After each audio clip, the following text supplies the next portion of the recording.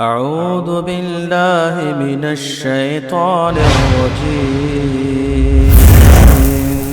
بسم الله الرحمن الرحيم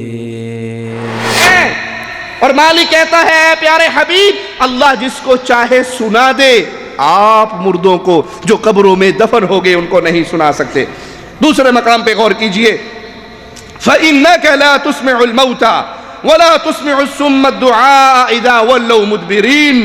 بے شک آپ مردوں کو نہیں سنا سکتے، قرآن کا فیصلہ ہے، بے شک آپ مردوں کو نہیں سنا سکتے اور نہ بہروں کو اپنی آواز سنا سکتے ہیں جب وہ پیٹ پھیر کے واپس چلے جائیں۔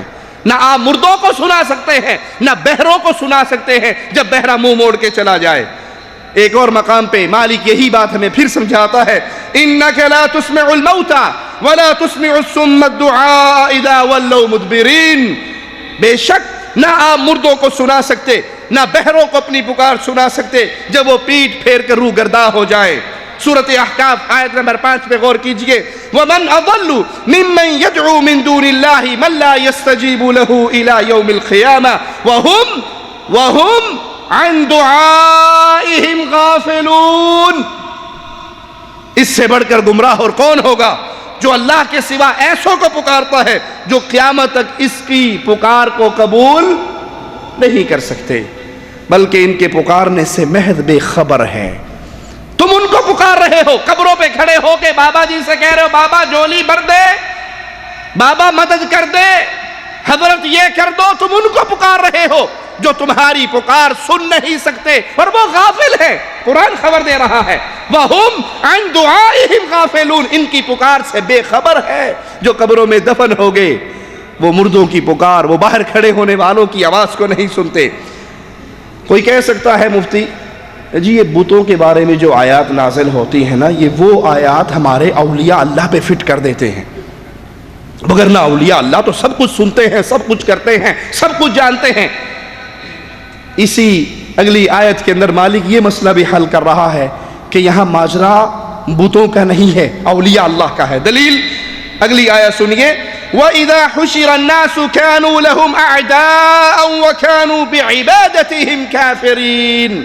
وَإِذَا حُشِرَ النَّاسُ، جب قیامت کے دن لوگوں کو اکٹھا کیا جائے گا، اکٹھے کون ہوں گے؟ انسان اور جن، بت تو اکٹھے نہیں ہوں گے، بت اکٹھے نہیں ہوں گے، یہ بابے تو اکٹھے ہوں گے، یہ بزرگ تو اکٹھے ہوں گے، یہ حضرت تو اکٹھے ہوں گے، پیر نوری بوری والا آئے گا، کیوں؟ وہ انسان ہے اور اکٹھا انسانوں نے ہونا ہے یا جنات نے ہونا ہے، پتھر تو نہیں آئیں گے، پتھر کے صنم تو نہیں آئیں گے۔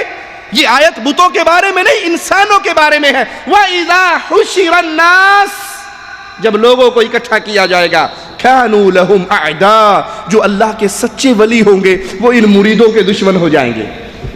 آج تو یہ بابا جی کی قبر کو 60 من عرق گلاب سے دھو رہے، اگر یہ قبر میں دفن ہونے والا سچا ولی ہوا تو 60 من عرق گلاب ضائع کرنے والے کا قیامت کے دن دشمن بن جائے گا۔ اگر بابا حجویری اللہ کے سچے ولی تھے تو ان کی قبر پہ ہونے والا شرک کا دھندا جو چلا رہا ہے، یہ پیر صاحب، یہ بابا صاحب قیامت کے دن ان کے دشمن ہو جائیں گے۔ قرآن خبر دے رہا ہے، كَانُوا لَهُمْ أَعْدَاءً وَكَانُوا بِعِبَادَتِهِمْ كَافِرِينَ۔ یہ جو ان کی قبروں پہ آ کے ان کو پکار رہے، ان کی عبادت کر رہے، ان کے نام کی نذر و نیاز دے رہے، ان کے لیے دیگیں بھی چل رہی، بکرے بھی ذبح ہو رہے، چندے بھی چل رہے۔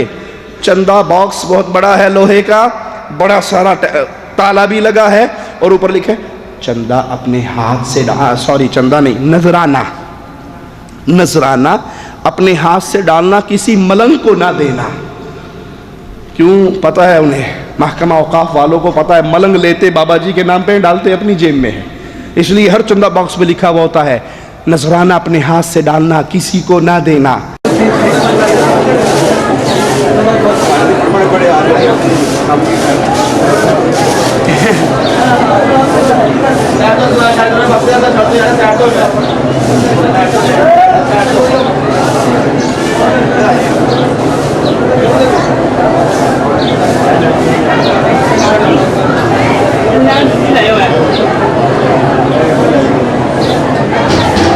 Right.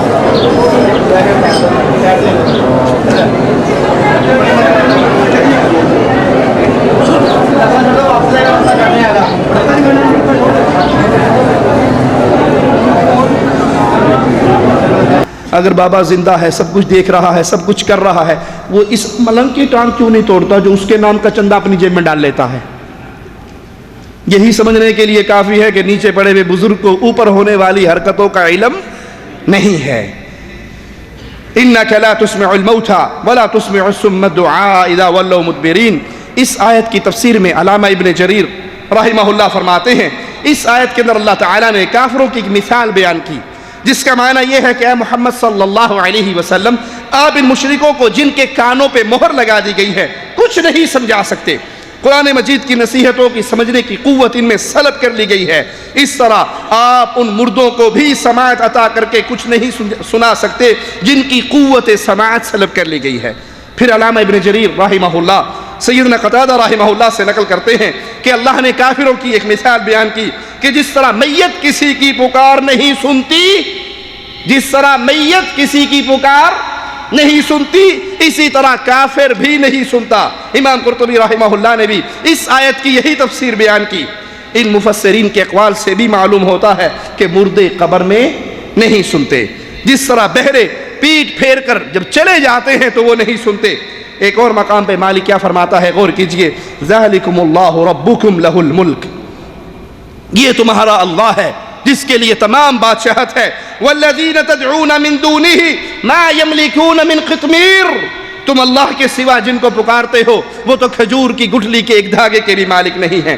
ان تدعوہم لا یسمعوا دعاءکم، ان تدعوہم لا یسمعوا دعاءکم، ان کو پکارو، ان کی قبر پہ کھڑے ہو کے رو، آوازیں لگاؤ، یا قائم آل محمد بیڑا غرق ہو گیا باہر آ جا، جو اندر ہے نہیں اس نے باہر آنا نہیں ہے، پکارو ان کو، یہ تمہاری پکار کو نہیں سنتے۔ وَلَوْ سَمِعُوا، قرآن کہتا ہے بفرض محال اگر یہ مان بھی لیا جائے کہ یہ اندر پڑے ہوئے سن رہے ہیں، مَسْتَجَابُوا لَكُمْ، تو یہ تمہاری پکار کا جواب نہیں دے سکتے، یہ نہیں سنتے، ان کو پکار کر دیکھ لو، بفرض محال اگر یہ مان لیا جائے کہ یہ سنتے ہیں تو یہ تمہارے جواب نہیں دے سکتے۔ وَيَوْمَ الْقِيَامَةِ يَكْفُرُونَ بِشِرْكِكُمْ وَلَا يُنَبِّئُكَ مِثْلُ خَبِيرٍ۔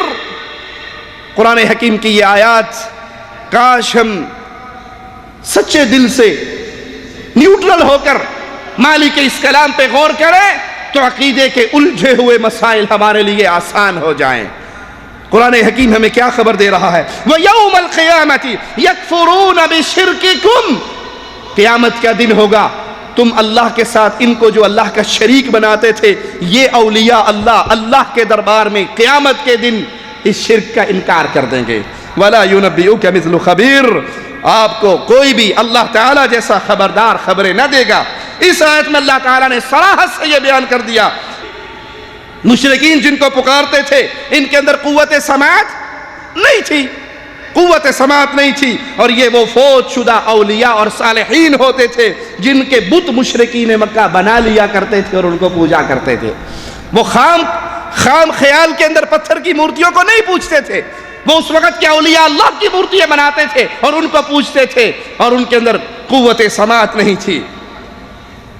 مالک کا فرمان سنیے جس سے یہ بات واضح ہو جاتی ہے کہ مشرکین مکہ اور سابقہ مشرک عام پتھروں کو، عام مورتیوں کو نہیں، خیالی مورتیوں کو نہیں، بلکہ اولیاء کے نام پہ منسوب کر کے مورتیوں کو پوجتے تھے۔ وَقَالُوا لَا تَذَرُنَّ آلِهَتَكُمْ وَلَا تَذَرُنَّ وَدًّا وَلَا سُوَاعًا وَلَا يَغُوثَ وَيَعُوقَ وَنَسْرًا، انہوں نے کہا ہرگز نہ چھوڑو اپنے معبودوں کو، اور نہ چھوڑو ود، سوا، یعوث، یعوق، نصر کو۔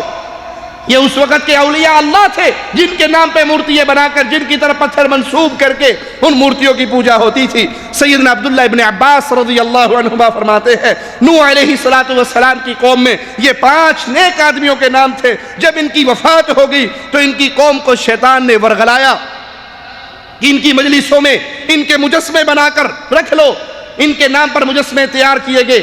جب یہ قوم گزر گئی, عقیدت بڑھ گئی, تو پھر شیطان نے پیچھے آنے والی نسل سے ان کی عبادت کروائی. دوسرے مقام پہ مالک فرماتا ہے والذین اتخذوا من دونہ اولیاء ما نعبدہم الا لیقربونا الی اللہ زلفا. وہ لوگ جنہوں نے اللہ کے سوا دوسرے اولیاء کو پکڑ لیا تھا, وہ کیا کہتے تھے؟ ہم ان کے پاس کیوں آتے ہیں؟ کیونکہ یہ ہمیں اللہ کے قریب کر دیں گے. تو کفار مشرکین خام پتھر لے کر اس کو نہیں پوجتے تھے, بلکہ اللہ کے پیاروں کے نام پر مورتیاں بناتے تھے اور ان کی پوجا کرتے تھے, اور مرنے کے بعد ان کے اندر سے قوت سماعت ختم ہو چکی. یہ آیت بھی واضح طور پر اس بات کی طرف اشارہ کرتی ہے کہ مشرکین نیک لوگوں کی پوجا کرتے تھے. قرآن حکیم سورۃ الفرقان آیت نمبر 17 اور 18 پہ غور کیجئے. وَيَوْمَ يَحْشُرُهُمْ وَمَا يَعْبُدُونَ مِن دُونِ اللَّهِ. جب قیامت کے دن ہم ان کو اکٹھا کریں گے, اور ان کو بھی جن کو یہ اللہ کے علاوہ پوجتے تھے, تو وہاں پہ پتھر تو نہیں آئیں گے, لکڑی کی مورتیاں تو نہیں آئیں گی, وہاں پر تو اولیاء اللہ, انسان اور جن ہوں گے. فَيَقُولُ أَأَنْتُمْ أَضْلَلْتُمْ عِبَادِي هَؤُلَاءِ أَمْ هُمْ ضَلُّوا السَّبِيلَ. تو ان کو بلایا جائے گا, پھر ان سے یہ پوچھا جائے گا کہ جنہیں تم نے ان کو میرے بندوں کو گمراہ کیا یا یہ خود گمراہ تھے؟ تم نے انہیں اپنی عبادت کی دعوت دی یا خود بخود یہ شرک کی وادی کے اندر گر گئے؟ اس آیت میں بھی واضح پیغام ہے کہ اللہ تعالیٰ قیامت کے دن مشرکوں کو اکٹھا کرے گا, اور جن کی مشرک پوجا کرتے تھے ان کو اکٹھا کرے گا. اور مشرک جن کو پوجتے تھے وہ اولیاء اللہ تھے, وہ انبیاء تھے, وہ نیک لوگ تھے جن کی مورتیاں بنائی جاتی تھی. وَإِذْ قَالَ اللَّهُ يَا عِيسَى ابْنَ مَرْيَمَ. قرآن حکیم کی یہ آیت بھی آپ کے سامنے یہ مسئلہ واضح کرتی ہے.